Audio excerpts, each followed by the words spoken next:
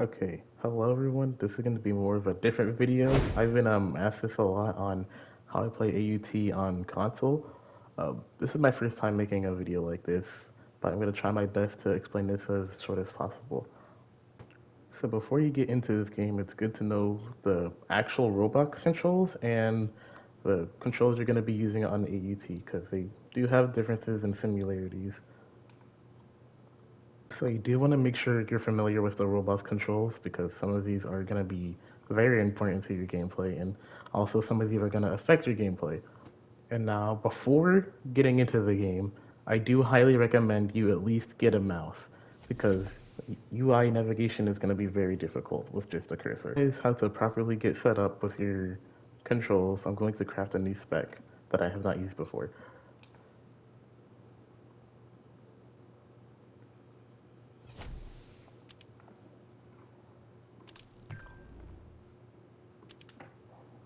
All right, so very first thing you want to do when you get into AUT is bind your controls because as you can see, you're pressing buttons, but hey, I can't use my moves, so how do I do that? I'm going to show you how. First thing you're going to want to do is go to the ability menu and go over to the moves tab. After that, you're going to find moves that you want to bind to your controls on your buttons on your controller, and you're going to go ahead and bind those. As you can see, I binded this to triangle or Y. It's, it's always going to show the Xbox controls, but they're both the same for PlayStation and Xbox, as you can see there. And then if you see over here, it says button B plus. That means I invited it to a hold move, which means I have to hold in order to be able to use that move. And let's see, you also have this, another hold move you can do, and quick step, bind that to circle, or B, rush attack, which is your M1s. I'm just gonna bind that to square. And one more, what do we have? Scorching lunge. Bind that to R1. Alright, now that you have your moves binded, you can go ahead. You can see you're able to use your moves now. Getting into the other functions, there's a few things you need to know about binding moves. You are not able to bind moves to R2, L2, L3, or R3. And I highly recommend you don't bind anything to your jump button, which is X or A. Now these keys already have functions. The R2 is supposed to be the sprint button. Right now it is bugged and it does not work for some reason. So that's where you're gonna need a keyboard to actually activate your sprint. I know it's stupid, but I'm pretty sure AUT, they're gonna be working on that. LT, that's your left trigger button, and that's used to lock onto enemies and also unshift lock. It doesn't work to shift lock, but it works as a unshift lock if you're already shift locked. And then L3, that's used to switch between your moves and your Roblox inventory. That's very important to know because your Roblox inventory is where all your items go when you open crates and stuff. And then if you don't have your moves pulled out, it'll be harder to navigate through moves because as you can see, it just goes to my hotbar if I'm trying to use any moves. But just make sure you press L3, you can close that, and make sure you have nothing equipped as well. Another thing I want to mention is that there are some specs that you want to be using over other specs and abilities because most abilities are not console friendly, and by this I mean there are way too many moves to have effectively everything binded. Like having a block is going to be harder for some. Example, Chrono Warden, he has a lot of moves that gave me a hard time binding them all and having to decision make on what goes where and what does what.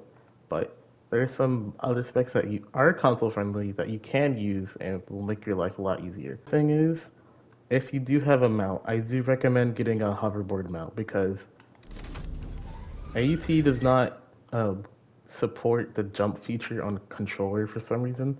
I don't know why, and hopefully one day they will. But I highly suggest using something like the hoverboard instead. Also, when it comes to equipping sub powers, let me just get something on that has sub powers real quick.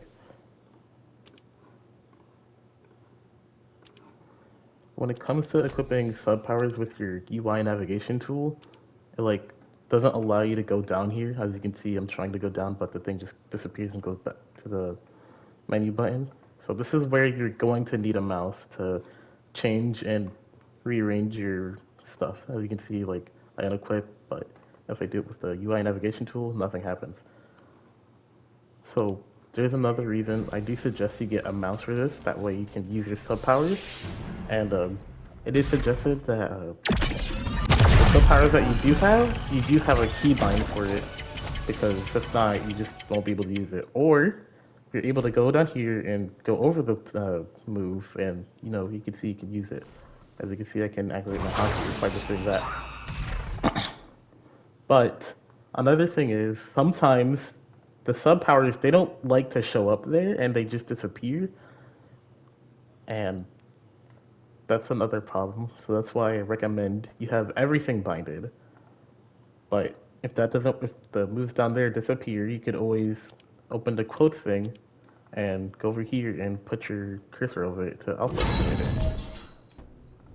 Whenever you sell items to the black market and there's too many items, like there's a lot of items that it takes a while to like scroll down in this little bar down here, I suggest, or no, you can just go to the right and then go back and then you'll already be able to sell items. And then you can just sell them again and keep doing that. Another thing, if you have an ability like with a stand or a summon, those moves will usually override the ones you have without the stand on. Example for Cursed Child, aka Yuta. If you do have Rika out, these moves will override the moves that you already have binded. So if you do end up binding the same button to another move, then that's fine, but you just always have to remember that these are here and they will override these. And you won't be able to use these until your summon is gone. For example, here you can see that when I use L1, I can use Blade Work Rush, but whenever Rika's out, that would be overrided to the little, whatever that was. A Rampage, yeah. Yeah, that'll be overridden by Rampage. And as you can see, they kind of change in my little menu over here. But whenever all the moves are like present down here, they won't change. Like it'll just add on, and that's only a visual thing. So just keep that in mind. Another thing is some moves don't work well with others, like let's say Six Eyes for example. That only works well if it's binded to a button by itself. Like you won't be able to bind anything else or else it won't work as you want it to. As you can see, just pressing it down will make me go Six Eyes and other way around. Then holding it down awakens you, as you know. Then you can do different stuff. But if it's binded to any other things, then it won't work as you want it to. And it'll always do either a hold variant or the tap variant. But you want both of those active, so that's why I suggest you have stuff like that binded by itself. Thing is, I always recommend you have your barrages binded to a hold move because barrages, if they were binded to just like a tap move instead of a hold, then it'll just do the full barrage and you'd have to tap it again to deactivate it. However, with the hold on, you're able to do that and then stop whenever you want to. But anyways, that's gonna be it for this video. I hope you enjoyed and I hope this was helpful. If you do have any other console players or console friends that do struggle with this game, please show them this. Or there are other videos on YouTube too, but you know. However, hope this was useful to you and I will leave an ability suggestion on the screen right here. And other than that, thank you for watching and make sure you like, subscribe, join the Discord server linked below, and have a nice one. Hope this really helped you.